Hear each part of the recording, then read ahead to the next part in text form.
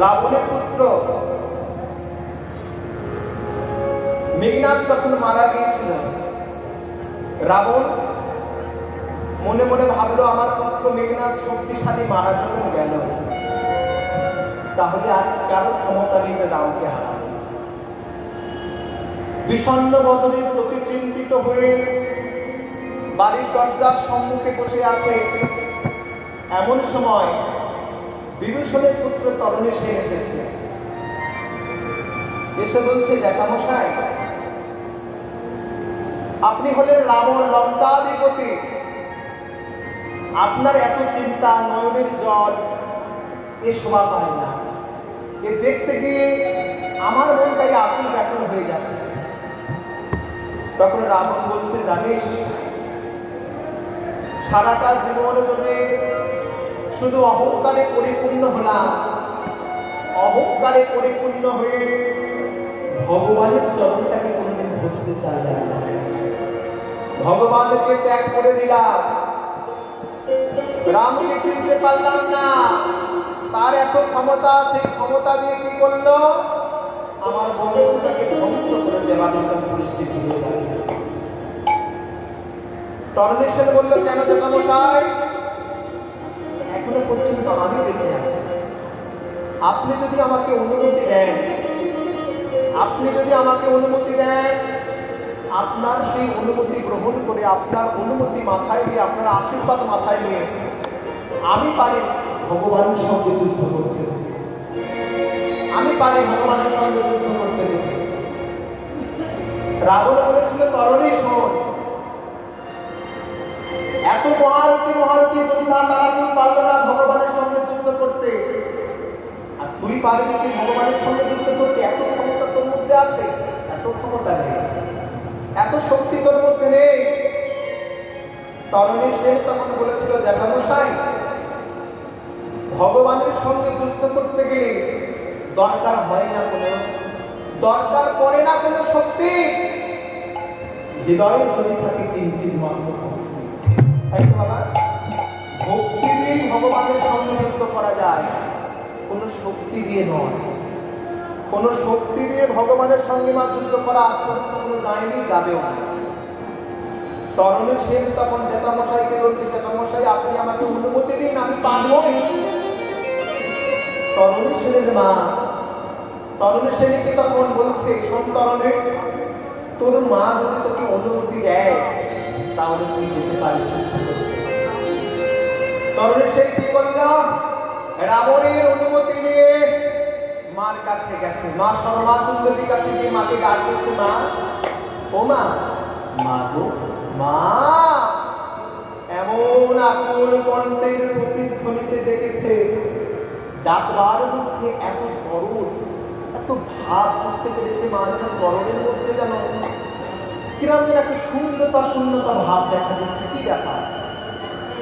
আকুল কণ্ঠে তখন এই কথা বলেছে, মা বলে তখন দেখেছে সরমা সুন্দরী মন্দিরের ভিতরে ঢুকে ভগবানের পূজা করছে। সেই সময় তরণীসেন যখন দেখেছে মা সরমা সুন্দরী মন্দির থেকে বেরিয়ে এসেছে, এসে বলছে, তরণী, কি হয়েছে বাবা? এত আকুল ব্যাকুল হয়ে তুই আমাকে ডাকছিস কেন বল? তরণীসেনের কথা শুনে, মায়ের কথা শুনে তরণীসেন বলছে, মা, আমার মনে ইচ্ছা দিয়েছে আমি ভগবান শ্রী রামচন্দ্রের সঙ্গে যুদ্ধ করতে যাব। চলতে গেলে কি বলতে তরণী, এত বড় বড় যোদ্ধা, এত মহারথী, তারা পারল না ভগবানের সঙ্গে যুদ্ধ করতে, আর তুই জানি কিনা ভগবানের সঙ্গে যুদ্ধ করতে? তুই শিশু, এখনো বালক তুই আছিস, যুদ্ধ করবার কোনো উপযুক্ত তোর বয়স এখনো হয়নি।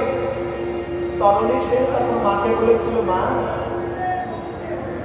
এ জগতে ভগবানের সঙ্গে একমাত্র যুদ্ধ করতে পারে তারাই যাদের মস্তকে ভগবানের মা বাবার, মা পিতা মাতার আশীর্বাদ আছে, তারাই ভগবানের সঙ্গে যুদ্ধ করতে পারে। ভগবানের সঙ্গে অস্ত্রশস্ত্র দিয়ে যুদ্ধ করতে লাগে না। ভক্তির যুদ্ধ যদি কেউ করে, ভগবান তার কাছে কি করে? হার স্বীকার করে নেয়। সরমা সুন্দরী মায়া মা তরণের মধ্যে ভক্তি প্রেম ভাব থেকে তরণ সেনকে বলল, তরণী শোন, তোকে আমি একটা কথা বলি, কি তোর মনে যে ভাব জেগেছে, ভক্তি জেগেছে, এতে আমি বড় সন্তুষ্ট হয়েছি। কেন? এ জগতে মা সবাই হয়, কিন্তু ভগবানের চরণে ভক্তি পাবার জন্য কোনো মা তার পুত্রকে ফেলে দিতে পারে না। যদি পুত্ররা হরিনাম শুনতে যায়, মা পর্যন্ত টেনে ধরে। গুরুজনেরা বলে কি, বুড়ো হয়ে যাবার পরে তারপরে করিস, এখন অল্প বয়স সংসার কর, তারপরে ভগবানের নাম করিস। কিন্তু তরণী সেনের মধ্যে যে ভক্তি ভাব জেগেছে, এই ভাব থেকে কি করে মা সরমা সুন্দরী বলে যে বাবা যুক্ত করতে যেতে হবে না? এটাই তো বলা হয় মা। এ জগতে সেই হলো মা, যে জগৎ পিতার সঙ্গে মিলন ঘটিয়ে দেয়। এই জগতে সেই হলো পিতা, যে জগৎ পিতার সঙ্গে নিজের পুত্রের মিলন ঘটিয়ে দেয়। এই জগতের বন্ধু হলো সেই, যে নিজের বন্ধু হয়ে জগৎ বন্ধুর সঙ্গে মিলন ঘটিয়ে দেয়। নইলে কেউ কারণ নয়। তরণে সেনকে মা সরমা সুন্দরী বলছে, বাবা শোন, তুই যাস নামের সঙ্গে যুক্ত করতে, তবে তোকে আমি নিজে হাতে আজকে সাজিয়ে দিয়ে নামের সঙ্গে যুক্ত করতে পাঠাবো। নিজে হাতে আমি সাজিয়ে দেব। সরমা সুন্দরী মায়া আমার কি করেছে না, চন্দন বস্ত্র তৈরি করে মায় আমার তরণীকে বুকে ধরে চন্দন বস্ত্র তৈরি করেছে, চন্দন কাঠ রেখেছে, বুকে ধরে মা তরণী সেনের মা সরমা সুন্দরী কি করেছে, সর্বয়া বুকে রাম রাম রাম রাম রাম রাম লিখে দিয়েছে।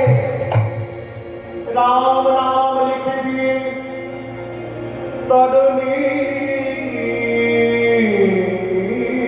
সেনকে বুকে জড়িয়ে ধরে বলছে, বাবা তরণী, যাওয়ার পূর্বে তোর মস্তকে হস্তান্তর করে আমি আশীর্বাদ করি কি, তুই যেন না বাবা আর কোনদিন ফিরে না আসিস।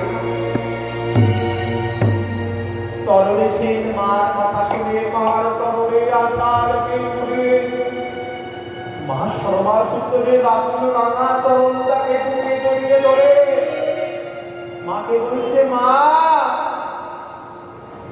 তোমার মতন মা না হলে তার গর্ভে কৃষ্ণ ভক্ত সন্তানের জন্ম করে না। তোমার মতন মা না পেলে দেশের একটা সৈন্য তৈরি হয় না, দেশের একটা সমাজসেবী তৈরি হয় না, যদি তোমার মতন মা যদি না হয়। এই জগতের মারা কি করে জানো? সন্তানদেরকে কারোর সঙ্গে মিশতে দেয় না, কথা বলতে কারোর সঙ্গে কথা বলতে বারণ করে, একা থাকতে বলে।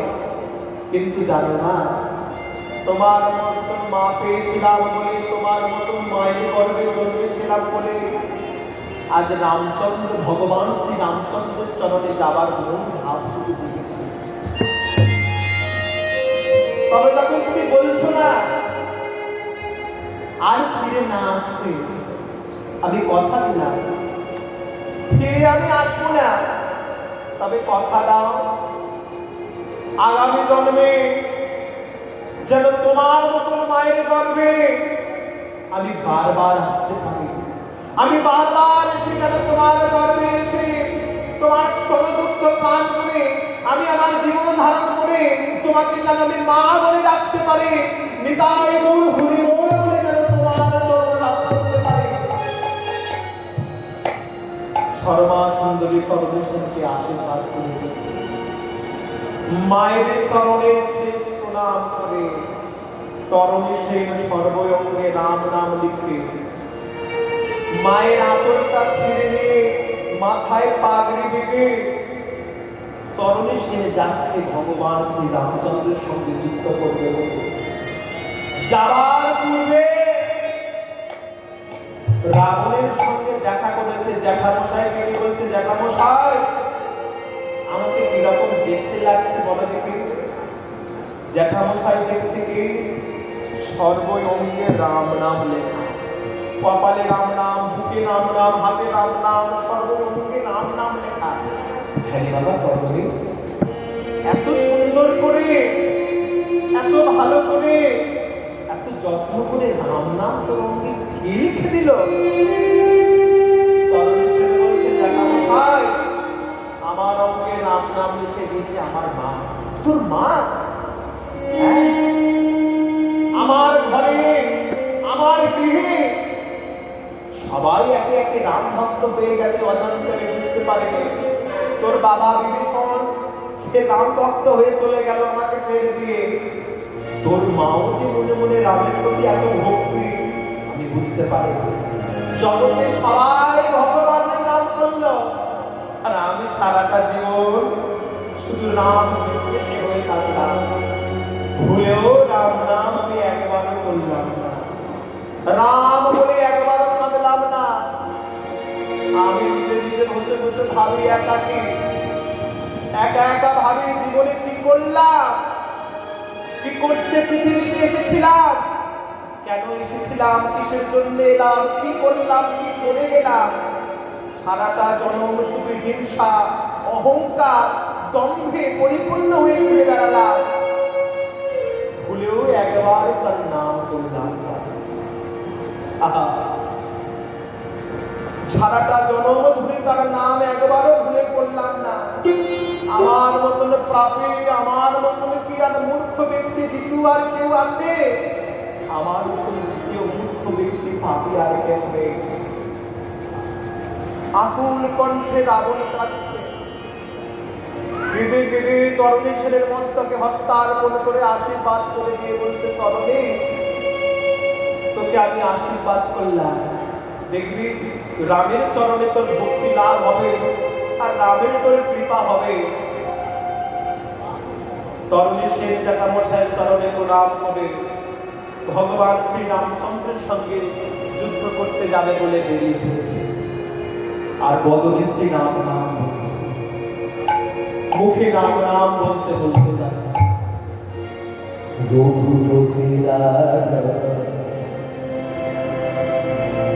রাজা রাম পতিত পাবন সীতারাম, পতিত পাবন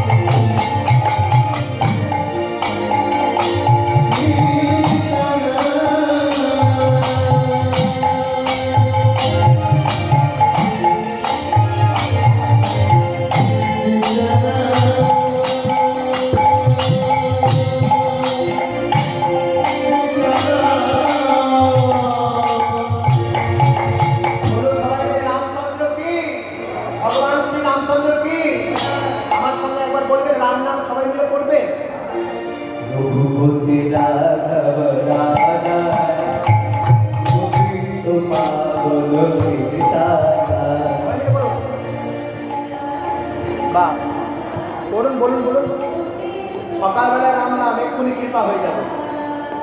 রঘুপতি রাঘব রাজা পতিত পাবন সীতারাম। বলুন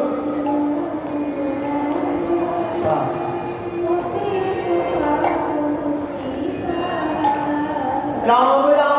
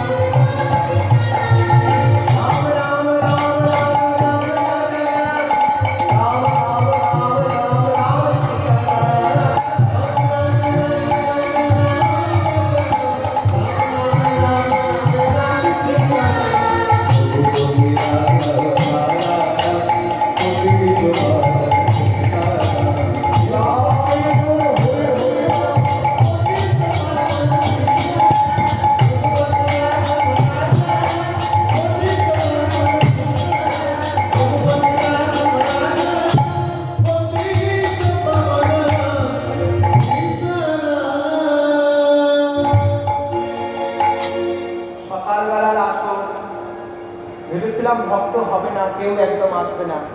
যাই হোক, কয়েকজন যে এসেছে এটা দেখে বড় ভালো লাগছে।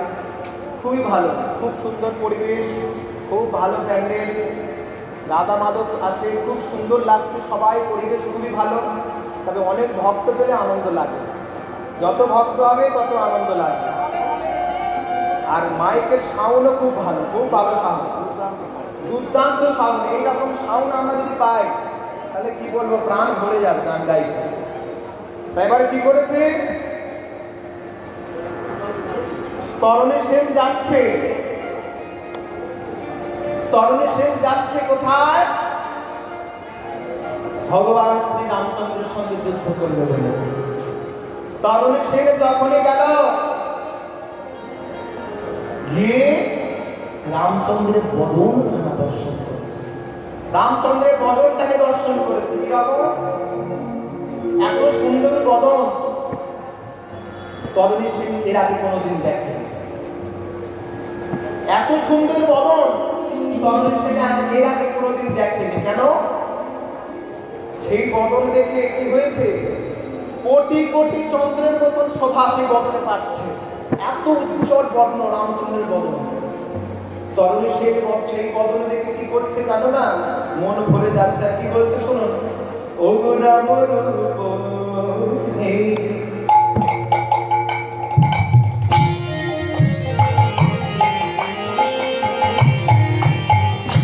আপনি ছড়ে বারে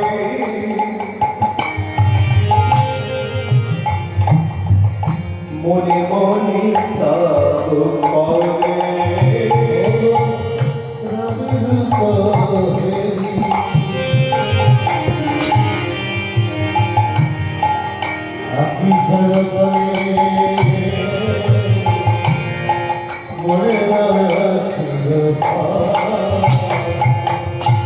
তোমায় কত না ডাকিল,